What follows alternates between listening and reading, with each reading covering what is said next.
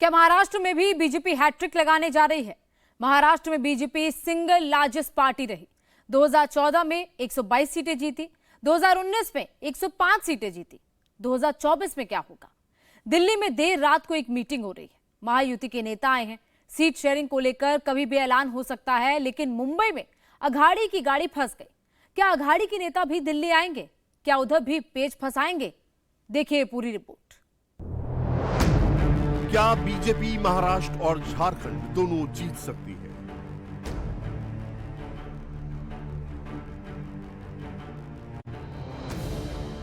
महाराष्ट्र जीतने के लिए बीजेपी ने क्या फॉर्मूला बनाया है?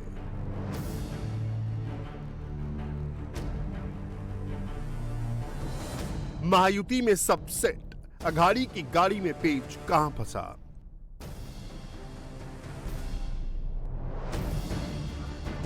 झारखंड में बीजेपी का अलायंस भी हो गया, सीटों की घोषणा भी हो गई। महाराष्ट्र में महायुति में बात भी बन गई है, बस लिस्ट आने का इंतजार है। जबकि महाविकास अघाड़ी की गाड़ी आगे बढ़ ही नहीं रही है, सीट बंटवारे को लेकर खींचतान कम ही नहीं हो रही है। एक दूसरे पर आरोप प्रत्यारोप लगाए जा रहे हैं।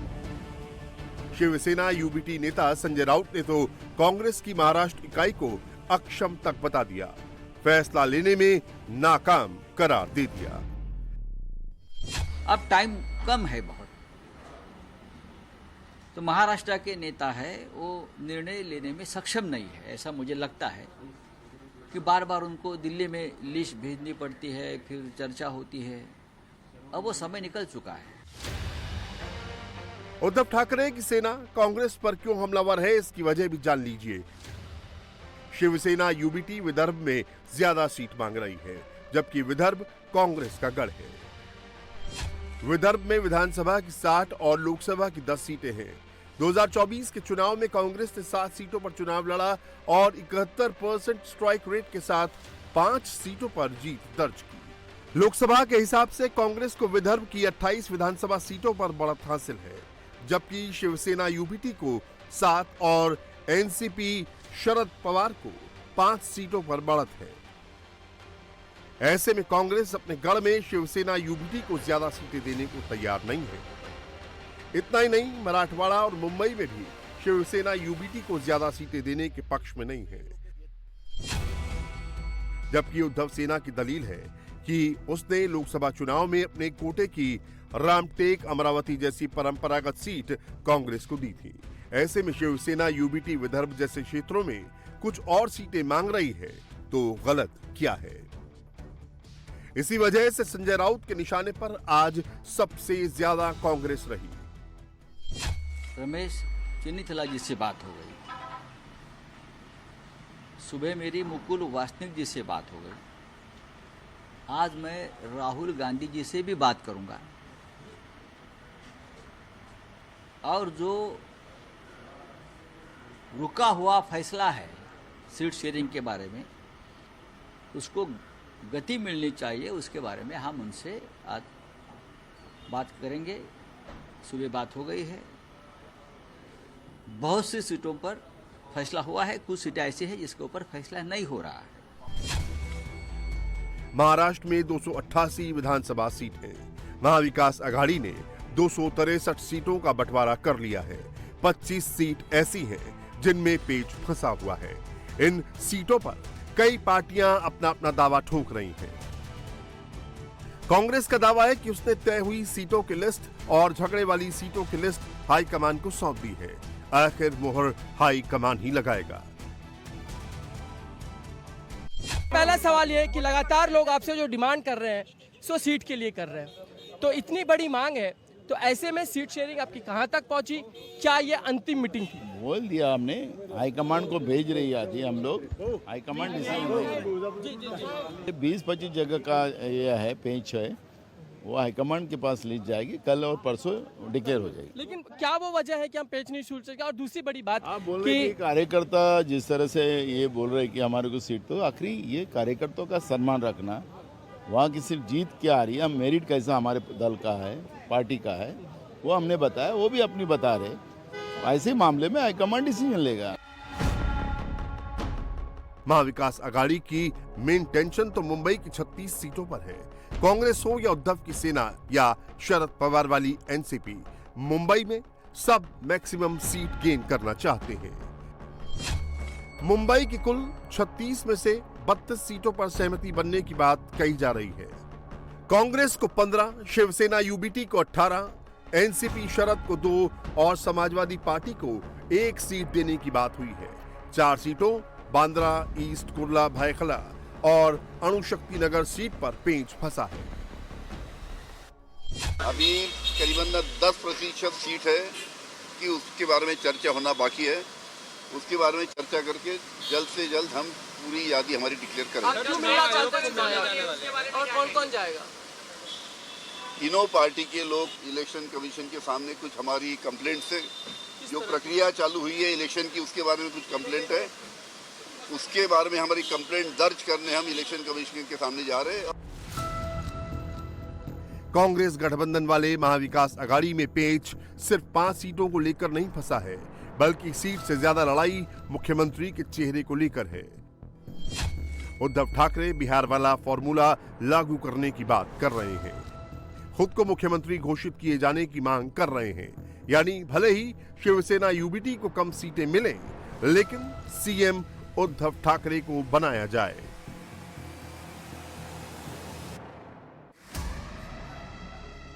लोकसभा चुनाव के लिहाज से देखेंगे तो महायुति पर महाविकास आघाड़ी की बढ़त है, लेकिन अगर दोनों अलायंस के वोट शेयर की बात करें तो ये लगभग बराबर है। सिर्फ 1-2 लाख वोट का अंतर दिखेगा। 2024 के लोकसभा चुनाव में बीजेपी को 26% वोट मिले, जबकि बीजेपी के सहयोगी शिवसेना को 13% और अजीत पवार वाली एनसीपी को 4%, यानी महायुति को कुल 43% वोट मिले। जबकि कांग्रेस को 17%, कांग्रेस की सहयोगी शिवसेना यूबीटी को 17% और शरद पवार वाली एनसीपी को 10% वोट मिले, यानी महाविकास आघाड़ी को कुल 44% वोट मिले। हरियाणा के नतीजे भी कुछ इसी तरह हैं।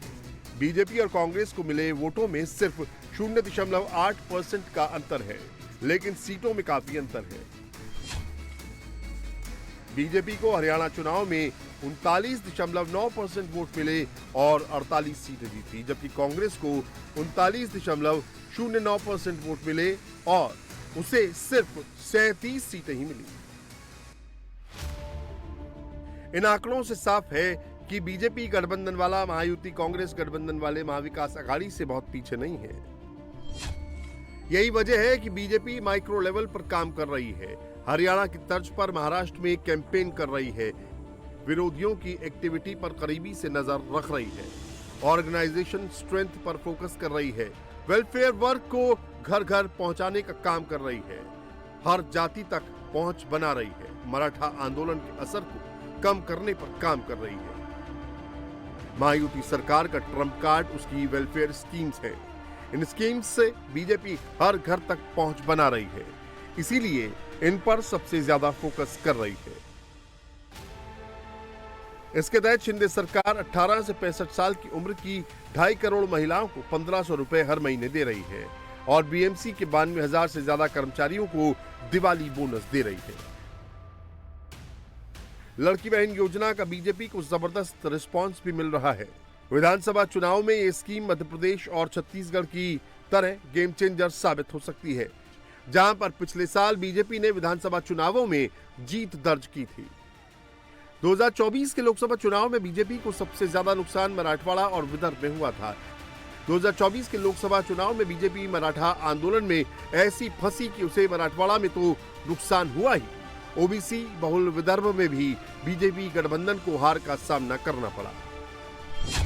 मराठवाड़ा में कुल 48 विधानसभा सीटें हैं। लोकसभा में महायुति सिर्फ 12 पर बढ़त बना पाई, जबकि कांग्रेस गठबंधन वाले महाविकास आघाड़ी 34 विधानसभा सीटों पर आगे रहे। विदर्भ में विधानसभा की कुल 60 सीटें हैं। 2024 के लोकसभा चुनाव नतीजों के आधार पर महायुति को सिर्फ 20 विधानसभा सीटों में बढ़त हासिल है, जबकि महाविकास आघाड़ी को 40 सीटों पर बढ़त है। जबकि 2019 में बीजेपी ने इस रीजन से अकेले 21 सीटें जीती थी। इस बार बीजेपी मराठवाड़ा में एक्स्ट्रा एफर्ट लगा रही है। यह सुनिश्चित कर रही है कि मराठा एक्टिविस्ट मनोज जरांगे पाटिल का आंदोलन विधानसभा चुनाव पर असर न डाले। भाजपा कांग्रेस के गढ़ विदर्भ में भी अपना पूरा जोर लगा रही है। हरियाणा से सबक लेते हुए हर छोटी छोटी गैर मराठा कास्ट तक पहुंच बना रही है, छोटी छोटी मीटिंग कर रही है। हरियाणा में भी बीजेपी ने चुनाव से ऐन पहले ही ऐसी 100 मीटिंग की थी। लोकसभा चुनाव में दूर चले गए दलित वोटरों पर फोकस कर रही है। मीटिंग के जरिए कांग्रेस के आरक्षण वाले नैरेटिव का भ्रम दूर कर रही है। किरण रिजिजू बौद्ध दलितों पर काम कर रहे हैं, जो दलित आबादी का 60% है। इसके अलावा बीजेपी महार, चनार, मातंग, वाल्मीकि और अन्य समुदायों तक पहुंच रही है, उनका समर्थन पाने के लिए काम कर रही है। महाराष्ट्र में धनखड़, माली, कुंबी, वंजारी और कम से कम 50 अन्य ओबीसी समुदाय बीजेपी की कोर स्ट्रेंथ रहे हैं। इनमें से कुछ मराठा आंदोलन की वजह से दूर हुए थे। बीजेपी के पास महाराष्ट्र में 25 मराठा नेता भी हैं। बीजेपी उन्हें आगे कर रही है। बीजेपी का फोकस SC, ST के लिए रिजर्व सीटों पर भी है। इन सीटों का जिम्मा मोदी कैबिनेट में अल्पसंख्यक मामलों के मंत्री किरण रिजिजू को सौंपा गया है। इन सीटों पर रिजिजू नियो बौद्धों को बीजेपी से जोड़ने का काम करेंगे। महाराष्ट्र में SC और ST के लिए 9 सीटें रिजर्व हैं। इनमें से नंदुरबार, गढ़चिरौली, पालघर और डिंडोरी ST के लिए आरक्षित है, जबकि अमरावती, रामटेक, लातूर, सोलापुर और शिरडी SC के लिए आरक्षित है। कांग्रेस ने 2024 के चुनाव में इनमें से 6 सीटें जीती और बीजेपी सिर्फ 1 सीट ही जीत पाई, जबकि 2019 के लोकसभा चुनाव में बीजेपी ने इनमें से 7 सीटों पर जीत दर्ज की थी। एक और जहां बीजेपी माइक्रो लेवल पर काम कर रही है, लोकसभा चुनाव में हुई छोटी छोटी गलतियों को दूर कर रही है, जबकि कांग्रेस अभी सीट शेयरिंग में ही अटकी है, आगे बढ़ ही नहीं पा रही है। कांग्रेस गठबंधन वाले महाविकास अघाड़ी में 25 विधानसभा सीटों पर रार मची है। इनमें से ज्यादातर सीटें मुस्लिम बहुल वाली हैं। महाविकास अघाड़ी की सभी पार्टियां मुसलमान सीट पर दांव लगाना चाहती हैं, सेफ खेलना चाहती हैं। मुंबई की बांद्रा ईस्ट सीट जो मुस्लिम बहुल है, इसे लेकर कांग्रेस और उद्धव ठाकरे सेना में ठन गई है। सीट शेयरिंग फॉर्मूला फाइनल होने से पहले ही शिवसेना UBT ने बांद्रा ईस्ट से अपने कैंडिडेट का ऐलान कर दिया है। उद्धव गुट से वरुण सरदेसाई बांद्रा ईस्ट से चुनाव लड़ेंगे। वो आदित्य ठाकरे के मौसेरे भाई हैं। ठाकरे सेना द्वारा वरुण सरदेसाई के नाम का ऐलान करने के बाद कांग्रेस के कई नेता नाराज हो गए हैं, जबकि शिवसेना UBT का तर्क है कि ये सीट मातोश्री का गढ़ है और पिछले 14 साल से युवा सेना में एक प्रमुख पद पर वरुण सरदेसाई काम कर रहे हैं। ठाकरे ये भी दलील दे रहे हैं कि इस सीट पर उनका हक इसलिए भी बनता है क्योंकि उन्होंने अपने कोटे की चांदीवली सीट को कांग्रेस के लिए छोड़ दिया है। कांग्रेस बांद्रा ईस्ट पर पीछे हटने को तैयार नहीं है, क्योंकि 2019 में कांग्रेस के जिशान सिद्दीकी ने यहां से चुनाव जीता था, जो बाबा सिद्दीकी के बेटे हैं। बांद्रा ईस्ट मुस्लिम बाहुल्य सीट है, लिहाजा कांग्रेस इस सीट पर अड़ी हुई है। कांग्रेस के कई नेता यहां से चुनाव लड़ने की दावेदारी पेश कर रहे हैं। हालांकि 2019 से पहले बांद्रा ईस्ट सीट पर शिवसेना का दबदबा रहा है। 2015 के उपचुनाव में शिवसेना ने जीत हासिल की थी, कांग्रेस दूसरे नंबर पर थी। 2014 में शिवसेना ने जीत हासिल की थी और कांग्रेस AIMIM के बाद चौथे स्थान पर रही थी।